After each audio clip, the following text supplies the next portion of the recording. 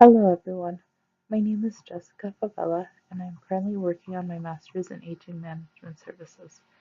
I currently work in a local laboratory that dispatches phlebotomists, X-ray technicians, and ultrasound technicians to local facilities where patients cannot leave to go obtain the services on their own.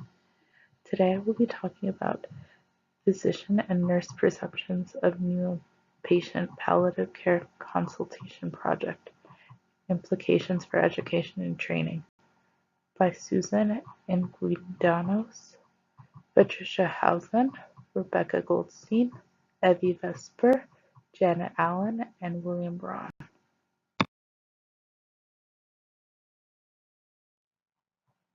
This study was conducted in a local hospital in Los Angeles where it studied the thoughts of a group of doctors and nurses about the implications of palliative care within the hospital for patients they had recently treated. 4 groups were drawn from within the hospital. These groups included 16 doctors and 17 nurses. The interviews were conducted and audiotaped, then transcribed to analyze the verbatim that was used. The data that was collected was then taken and analyzed to form subgroups in regards to the educational methods and implications of the program throughout the hospital. I thought that the article was a good start for future research on the topic of hospital implementations of palliative care. Another thing that I thought was a positive aspect of the article was that the doctors and nurses were used in the sample focus group and not just any staff that knew about the program that was being implemented throughout the hospital.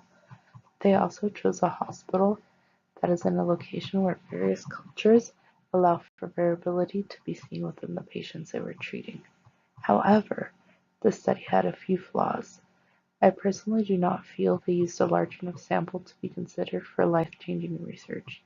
The doctors and nurses were not randomized. Family members of the patients that were being treated were not considered for the study either. Another thing that should have been taken into consideration is that not only one hospital should have been used. I feel that in order for that to be a good research project, the sample being used be much larger and more randomized. This should include more than one hospital. An example of how this could have been done is maybe looking at various hospitals throughout the United States, then later comparing those results to those from other countries. This would allow for the study to not only be more randomized, but also represent more people effectively. In my opinion, looking at the methods of education and training when it comes to palliative care within a hospital setting is very important. This study by itself is not going to be enough to allow us to have greater understanding on the topic and make it better. It is a touchy subject for a lot of people. It may take some extra effort, but in the long run, people can benefit from such research. I believe that this study should be considered to be redone, even if it means using a different method to see if we get a broader range of results when it comes to people's thoughts on palliative care and its limitations throughout hospitals.